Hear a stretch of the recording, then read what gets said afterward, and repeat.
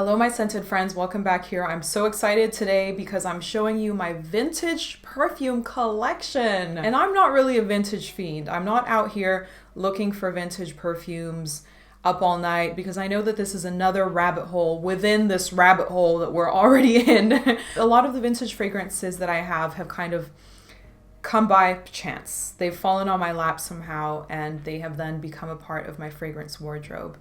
And when you collect vintage fragrances, you understand quality, you understand the fact that things were created in smaller batches back then, things were not mass produced, and perfume really was a thing of luxury. Ingredients were better. I mean, there were also things like animalics that were used back then, which now we're a lot more cruelty-free than we were in the past. But it's nice to smell what things smelled like back then. And I'm no historian, but I do get somewhat emotional and nostalgic thinking about my vintage perfume. So I hope that you're curious, and if so, keep watching. So we're going to start off with a fragrance from 1964 called Why by Yves Saint Laurent. And this bottle that I have, I believe, is from the 1970s. It's not the original 64 bottle design, but this is a stunning soft green chypre. It's characterized by the oak moss base, has aldehydes to begin with, and has the characteristic galbanum that we know from fragrances like Number 19 by Chanel. I find Why a lot less vicious than Number 19 and a little bit easier to wear because it is a softer green, and I just love this one. So I got this one by chance. Again, I was like in an online forum or something years ago, and I managed to purchase YSL Y, and I have not regretted this purchase whatsoever. So this was re-released sometime in the 2000s in a different style bottle where Yves Saint Laurent was bringing back some of their classics. But I just adore this. So the vintage collection is not just about the ingredients that smell better, it's also about the artifact, the bottle itself. I'm not shy to say it all. And recently I actually got another version of YSL Y. And this one I believe is from the 80s. It's a very characteristic 80s style bottle design, as you can see, with the atomizer. It even still has a tag on it. And this one I got in a fragrance swap recently. This is the Eau de Toilette, and this one is also the Eau de Toilette. So really lovely scent, YSL Y. If you enjoy a green chypre, something alternative to a vintage floral with animalics in the base, this is a little bit more chilling, a little bit more cooling. Can be worn in all types of weather, but I personally really enjoy a green chypre in the spring. You have all the plants and the leaves coming out in the springtime, and so I bring out my green fragrances as well. Then I have a perfume that haunts the hallways of fragrance connoisseur history, I guess. This one is not as old. It's from 1992, and I'm not presenting this in any chronological order. But from 1992, we have Shiseido's Féminité du Bois, and the flanker that I have is Eau Timide. So it's a lighter version, a more sensual, light take on the original Féminité du Bois, which was the first really woody, spicy fragrance for women that hit the mass market and became very popular. This one was created by Christopher Sheldrake and also by Pierre Bourdon, so the guy who allegedly created masterpieces for Creed and never got the credit for them. And I just really wanted to have this fragrance for many years, and by chance this one was also available at a perfume swap, and I was very, very lucky to receive this. It goes for a lot of money online, as do most of the vintages. This, by some, has been described as, you know, like a chic potpourri type of scent. it balances the masculine and the feminine elements because it's a plummy fragrance. So plummy, woody and spicy, and gives off that kind of chic European 90s type of vibe. The Eau Timide, I feel like smells slightly different. I mean, if you smell the current Serge Lutens Féminité du Bois, you get something closer to the original Féminité du Bois. It's more woody than it is plummy, but this Eau Timide I find to be quite plummy. From the 1980s, we have Eau Arpège. This is a flanker of the original Arpège, which is an aldehydic floral fragrance in the same family as Chanel No. 5. And I personally always was kind of drawn to Arpège because I wanted to try something that wasn't your typical No. 5, because I'm always looking for something rare and different. And so Arpège kind of landed on my on my lap. And Eau Arpège is another really lucky find. And there's about a quarter of the bottle left. I think that the lasting power of Eau Arpège is lighter, so it's a lighter take on the Arpège, obviously, and it's slightly less robust. But it's nice because it's not one of those in-your-face floral aldehydics. I find that it is still aldehydic, but the florals are toned down, and you don't really get citruses in the opening either. It's like a savory floral aldehydic fragrance, unisex to modern standards. And if you actually, I got the modern formulation of Arpège. I have a 30 ml of it because I think it's cute, and it looks like this. So I would say that the quality, you definitely can tell the difference, but it's not too bad, the current formulation. If you spray it and let it sit and macerate, let the ingredients develop in this bottle, it's going to get better with time, and you can get it for a steal. So I'm thinking one day this is going to be discontinued, and so you might as well get the current formulation. I'm actually contemplating getting a larger bottle of my Arpège in the current formulation. This one is going to finish quickly. I go on spraying rampages, so I find like a couple of fragrances that I'm obsessed with per week, and then I'll spray that fragrance. I'll wear it over and over again, obsess over it the way people obsess over songs. And I mean, I do that too, but I also obsess over a fragrance. I want to wear it over and over again. And so I reckon when I do allow myself to have an obsessive week, I will unleash and finish this up in a week or two. There's that beautiful emblem. It almost makes you want to think that it's really gold plated. I mean, who knows? You are sold the dream with vintage. And yeah, this one was a lucky find. So we have another aldehydic floral. This is Caleche by Hermès. Hermès is one of my favorite perfume houses, past and present. Price quality ratio is still incredible to this day. You just always smell elegant and noticeable in Hermès. This was a lucky find on a resale website. I got this for an absolute steal, and this is an oil form, so it says huile parfumée over here. And I just wanted to try something different. If you go down different avenues, you can get soaps of vintage fragrances, you can get body products, and here I found an oil. I love a scented oil. I oil myself daily, maybe TMI.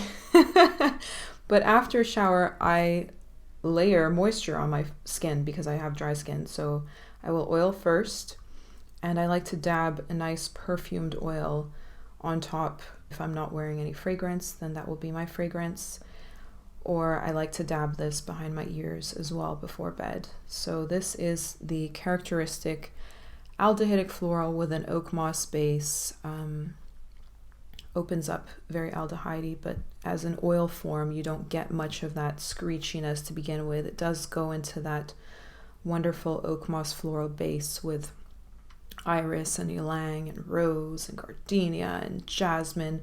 You just threw everything but the kitchen sink into perfumes of the past, and I love that. It's such a nice contrast to like the anti-perfume movement that we had in the 2010s, and it's a breath of fresh air going vintage after wearing loads of modern perfumes during the week. Next, we have a real phallic looking bottle and it is etched over here, if you can read it. Parfum Van Cleef Arpels, Paris. And this is First by Van Cleef Arpels. This is Jean-Claude Helena, one of my favorite perfumers, if not my favorite perfumer. It was his first fragrance, and it's very, very different. You can tell that this was when he just threw himself into the art and was creating something that would sit along the lines of what we know. So he created a floral aldehydic fragrance. And First is, I mean, I'm not even sure about the story behind this. I think it's a limited edition bottle. But if you know First, it comes in a bottle like this, and the lid, I don't have the lid of this one, but it's a kind of recognizable lid that goes with First. Very classy and elegant and minimal. But of course, I'm extra, so I really wanted this when I saw this pop up on an online marketplace. And I also got it for a steal, so I have 100 mils over here. I don't think I will run out of First in this lifetime. And yeah, it's just, I think my whole curiosity about Jean-Claude Helena and my love for him is what really makes me love this fragrance. Fragrance is about connection, it's about emotion. And First, I enjoy wearing in the winter time. I love aldehydes in the winter.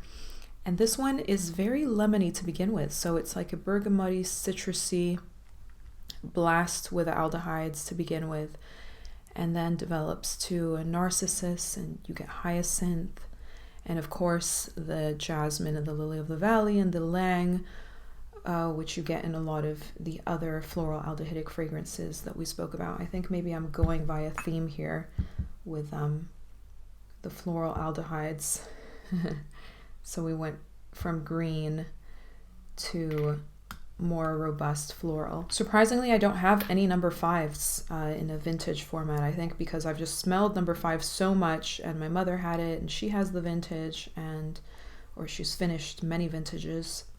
I just wasn't as curious about that. I wanted to try some other floral aldehydes, and this one is not as animalic as it used to be, but the original one did have civet, that ambery animalic base. Again, loads and loads of notes just thrown into one fragrance, but I find this one very elegant and timeless in the winter. I wanted to share a fragrance that's more recent vintage. It doesn't exactly classify as vintage, but it is from Annick Goutal, now called Goutal alone, and I just feel like these old Goutals have a special place for perfume lovers. Now, Goutal is a fragrance house, and I don't say fragrance house about any old brand. This one really has earned being called a fragrance house, but Goutal was created by Camille Goutal, who I believe has some sort of perfumery blood. You know how it used to be, or still is a lot in the industry, that you have to have some sort of link to perfume royalty. Have to have it in your family in order to really be catapulted and have a successful career within this art. And Myrrhe Ardente is a fiery myrrhe fragrance. I really enjoy myrrhe as a note in perfumery, and I fell in love with this fragrance in the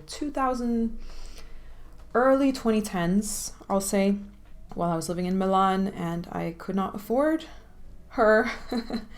And so I had to wait, and this one recently popped up on my listings that, you know, I have on these reseller websites where I try to keep track of perfumes that I'm trying to find, and this was one that I just had to own. So even though I had spent all my perfume money for that month, or for that year, I spent a lot of perfume money.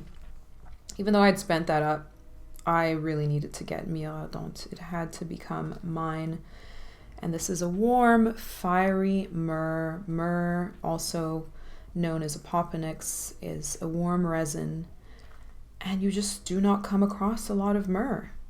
I wish that you came across more myrrhe. This was a part of a line, I think it was called Les Orients or something, one of those like exoticism, Middle Eastern-esque inspired lines that a Western brand usually does. But Goutal did this a while ago. So this one is from 2007. It was short-lived. It was not super popular or anything, but there are others in the line like Encens Flamboyant, Ambre Fétiche, Musc Nomade, that were also in the line, and they still exist.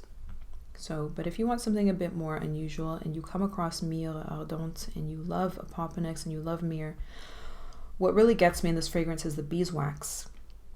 So it's that warm Myrrhe, but it's also beeswax. And I love beeswax. I love a realistic honey. I love a realistic bee element inside a fragrance. It adds some sort of melancholy, kind of like mothballs, but in a good way. And yeah, it just makes you dream and wonder and feel magical. I wanted to just quickly slip in with another Goutal that I forgot to include. It is Nuit Etoilée, and this is one that I recently got from Clémence Cissé Fragrance. I bought it off of her. She's marvelous. Check out her channel. She's really quirky and fun and does perfume videos as well. It's a piney fragrance. It's very minty at first and develops quite piney and kind of Christmassy, slightly resinous as well in the dry down, and with a little hint of immortelle as well. The next fragrance I don't have the original of, but it just had to be included. It is completely discontinued. It was ripped off and stolen. The name was Joy by Dior, allegedly. Nobody sue me, but this is Joy by Jean Patou. Such a shame that this was taken off the market far too soon.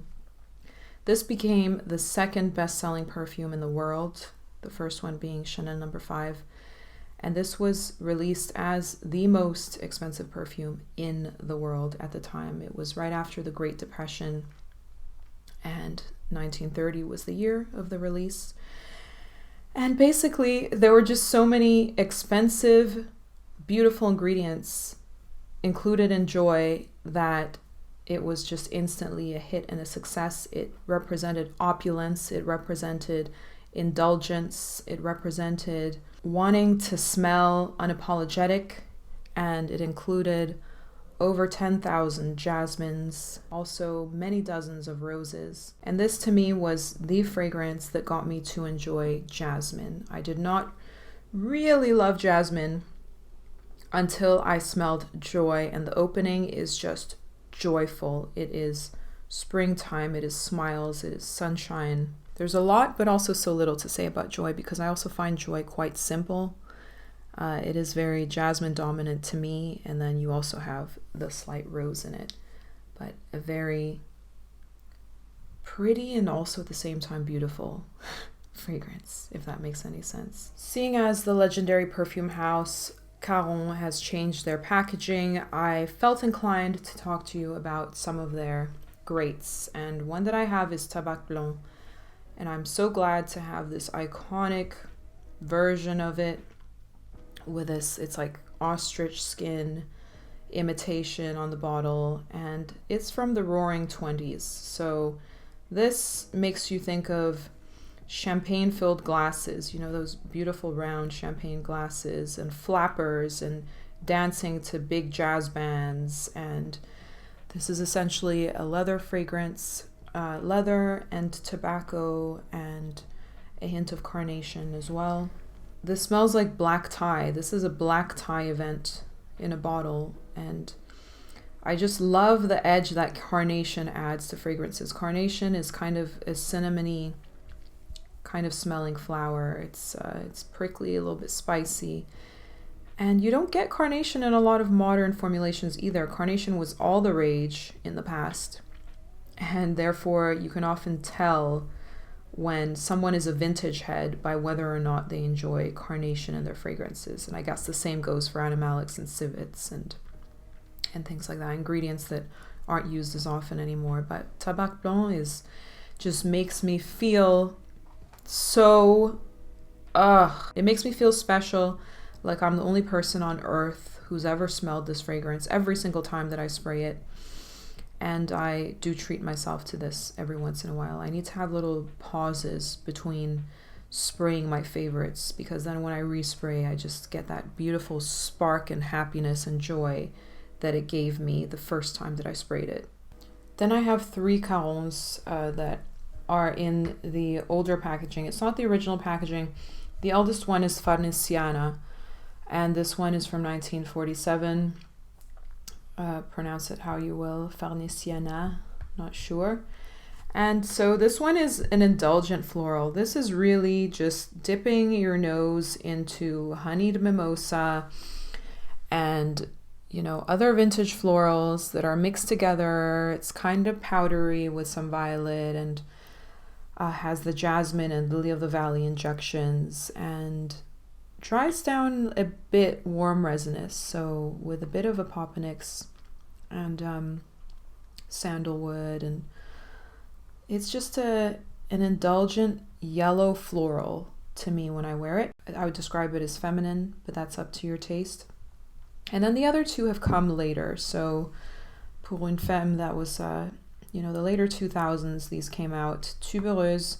What's really cool about Caron is that they've managed to create that vintage essence and keep it alive, even though these were released later. This smells like it was released in the 1940s or 50s. Tubéreuse is a powdery, again, indulgent and robust tuberose fragrance. I really love this one for bedtime, and I have another bottle of this that I finished up and I had to get a new one. And I just find it disappointing that Caron has changed their packaging, because it is part of the experience. I mean, Tabac Blond and the new packaging that they have just would not feel the same applying it, right? And the same goes for the other ones. So it's on the brink of a bubblegummy tuberose, but not quite there. But if you enjoy Fracas by Piguet, for example, you would really love Tubéreuse, a sweeter tuberose, candied almost. And then we have Pour une femme. This is another floral fragrance. This is rose and ambery with another warm vibe to it, and also takes you back to, you would think this was also created in the 50s or the 40s or what have you. It's not aldehydic, but it does have that warm elegance that you really associate with a grown-up fragrance. I wanted to really spoil you all today by also talking about an extrait that is just pivotal to perfume history. This is by Jean Deprez, and it's pretty much a one-hit wonder by Jean Deprez, because this was the only perfume that was released by them, and this one is, wow, has so much going on. I'm trying to take it out. Released in 1962, this one is an indulgent amber fragrance with an animalic prominence. It's got that civet that comes forth. It's also got those vintage florals thrown in there. And everything but the kitchen sink, pretty much. This has so much. It is very bold as a fragrance, and you only need a drop of this. And you can smell it for like a week. So if you like your animalics, if you like your heavy vintage floral ambers, if you like a little bit of a historic take to your fragrances, then you can actually still get this in the sprayer. I think also the parfum is also still available, but it's also quite leathery. There's this leathery darkness to this fragrance as well. It definitely is a dark fragrance. It is not light. It is reminiscent of this emblem, this image, religious almost. Apologies, my memory card just ran out of space as I'm filming this, of course. But this is a, yes, floral, animalic, leathery, balsamic, everything you can think of. A taboo type of fragrance. It actually has similarities to Dana's Taboo. So if you're looking for something maybe a little bit easier to find, then try out Dana. And if you enjoy that, you would also enjoy Bal à Versailles. So yeah, Ball at Versailles, right? It's just the epitome of everything bourgeois, everything upper nobility, and showing off that you have money, I guess, at the time. So that one is very special. So probably one of my most favorite vintages is Poison by Dior. This is the Dabber bottle, original 1980s Dabber bottle. And so many of these were in production that you actually still quite easily can find these 80s bottles of Poison. If you know the current bottle, I mean, this one is probably 10 years old or something. The newer bottle looks like this, the sprayer, and the 80s bottle looks like this. It's flat, and you can see that the seal is just so much more, it stands out more. It's more golden. It looks more authentically gold than this cheaper print, if you will. And so I was umming and ahhing about whether or not I actually needed an 80s version of Poison. Did I really need to go out and splurge on an 80s formulation, knowing that the current formulation has been described as not too far off, not too bad. I mean, the ingredients have been adjusted to modern times, but you know, so I went out and did it, got myself this for my birthday this year, and I am not looking back. Yes, it is worth it. For me, it is absolutely worth it. This is Plum Heaven. Plummy, dark, slightly incensey, tuberosey, honeyed. You got that carnation again there added in. I mean, it's called Poison, people. If you cannot handle the poison, it is not for you. But I can handle the poison. I feel like Poison is quite misunderstood. The youth, the youth of today. Why am I talking as if I'm like 100 years old sometimes?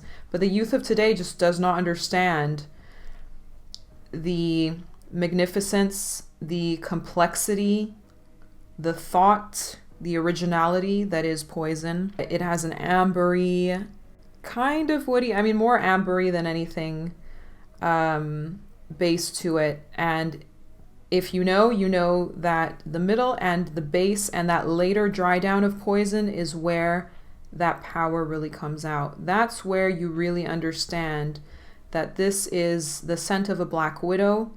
You can get away with murder wearing Poison because of that lasting later dry down and that trail that you're left with at the end.